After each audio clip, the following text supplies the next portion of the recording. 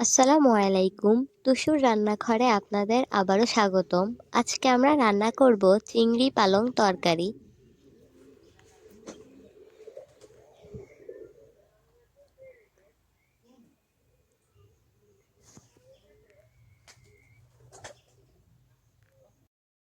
প্রথমে কয়েকটি চিংড়ি মাছ নিয়ে নিব।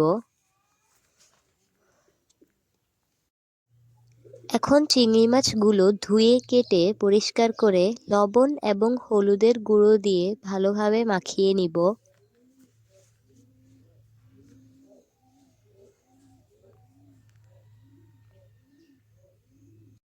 এখানে রয়েছে আগে থেকে হলুদ এবং লবণ দিয়ে মাখানো চিংড়ি মাছ, রয়েছে পেঁয়াজ কুচি এবং কয়েকটি কাঁচামরিচ।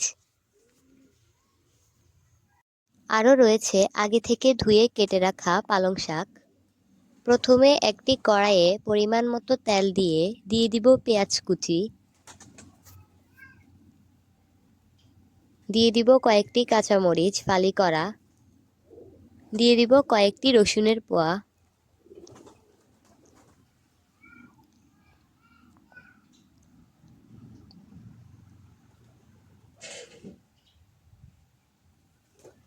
এখন এগুলোকে হালকা করে একটু নেড়ে নিব।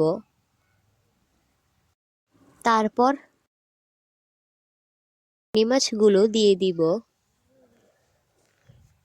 চিংড়ি মাছ দেওয়ার পর হালকা করে একটু নেড়ে দিব।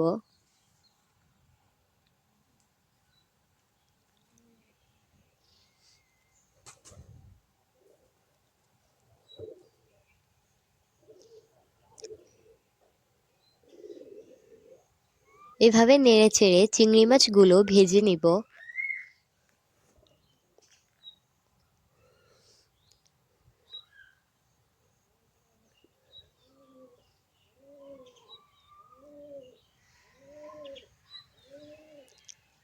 এখন দিয়ে দিব স্বাদমতো লবণ,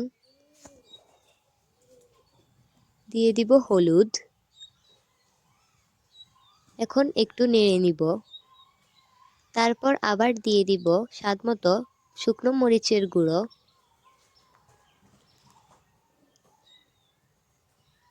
দিয়ে দিব পরিমাণ মতো আদা রসুন বাটা।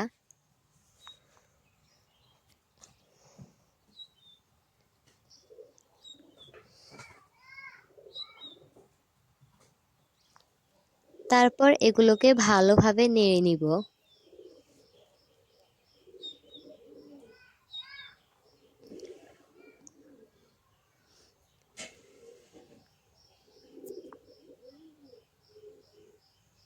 এখন এই পর্যায়ে দিয়ে দিব পরিমাণ মতো পানি।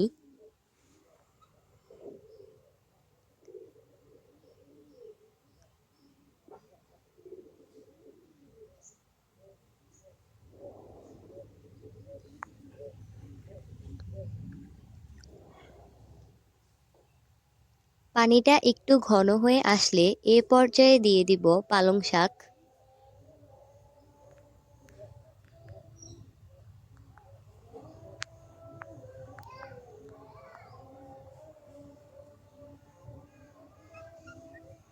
পালং শাক দেওয়ার পর ভালোভাবে নেড়ে চেড়ে নিব।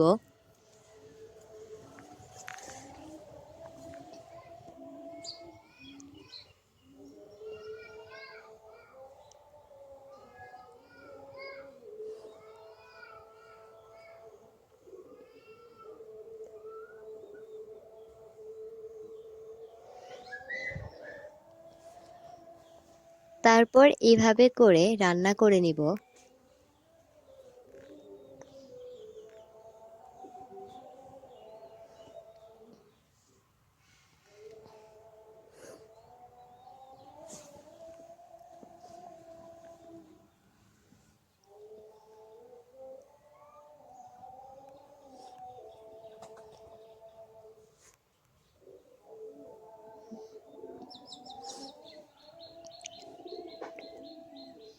রান্না হয়ে গেলে একটি বাটিতে তুলে পরিবেশন করে নিব।